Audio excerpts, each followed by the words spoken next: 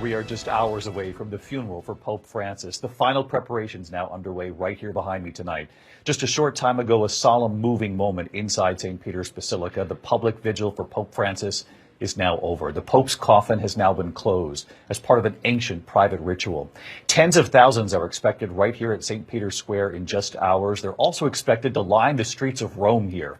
For the last 3 days, some 250,000 people came to St. Peter's Basilica to offer a prayer, a final farewell in person. People from all over the world coming to see the people's Pope. I spoke with Americans who were among the last ones allowed into the Basilica late today to pay their respects. And you'll hear what moved them most. They're from Texas to Ohio to Florida and why they came to Rome.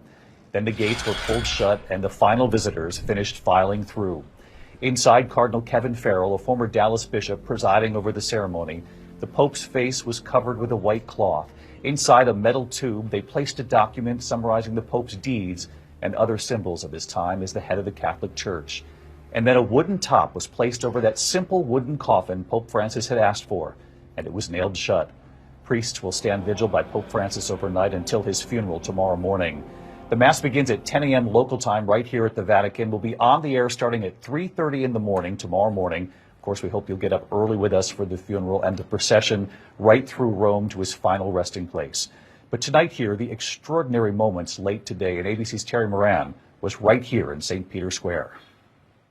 Late today, in the final few hours to say goodbye to Pope Francis, the crowds in St. Peter's Square swelled in one last wave as 3 days of public viewing came to a close.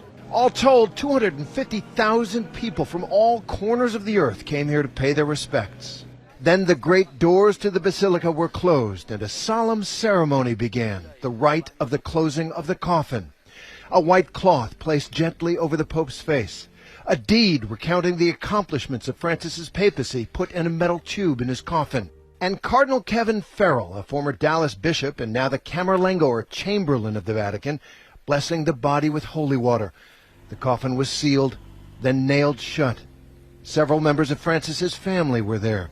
Priests will say prayers and a vigil by the body all night.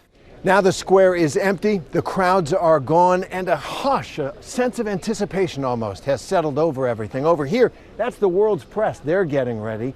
And the long avenue awaits the hundreds of thousands who are expected to attend the funeral. Francis inspired many men and women to serve in the church. We met Sister Bernadette Seto from Michigan. And Pope Francis really, he really had a heart of mercy, and he personally touched me in my religious life. So. She said before she became a nun, she was in a crisis in her life. The Pope's emphasis on mercy helped her get through it and find her vocation. So when you got up there with all this and you saw him, yeah. what did you think? I don't know, so many emotions. There's so many emotions going here. Like you're sad, you're happy, you feel all these type of emotions, and that's how I was feeling. Sad, I was feeling happy. Tonight, hundreds of world leaders are converging on Rome. President Trump and First Lady Melania Trump asked how they would remember Francis before departing for the funeral. Very well, good man. He loved the world, actually, and he was just a good man. I met him twice. I thought he was a fantastic kind of a guy. After the funeral, the slow drive, more than 3 miles through the streets of Rome, allowing thousands more to say farewell. The route will start at St. Peter's, cross the Tiber River, then pass major landmarks like the Piazza Venezia and the Colosseum, before ending at Francis's final resting place, St. Mary Major Basilica, a special place for him. This image shows what his marble tomb will look like inside that 1,500-year-old church. He asked that tomb should be simple. Only one inscription, Franciscus. And once Francis is laid to rest, the world's attention will turn to that secret, ancient ritual of choosing the next pope, the conclave. The cardinals meeting again today, discussing the future of the church. There are a lot of candidates being mentioned. The old saying is if you go into the conclave papabile, or like a pope, you come out a cardinal. So the Holy Spirit tends to surprise us. There are always surprises from the conclave. Let's bring Terry Moran back in with us tonight and just outside the Vatican where Terry's standing by. And as we know, Pope Francis's funeral now just hours away here, Terry. It'll be held outside right there in St. Peter's Square. And while it's a mass for a pope, it's not unlike what you would see at a typical Catholic funeral for anyone. That's very true, David. And not only a typical Catholic funeral, but an ordinary Catholic Mass. At the heart of this funeral is the Mass, so familiar to so many Catholics, and it'll be right out in the open for hundreds of thousands to join in the celebration of the Mass and of the life of this remarkable man. David?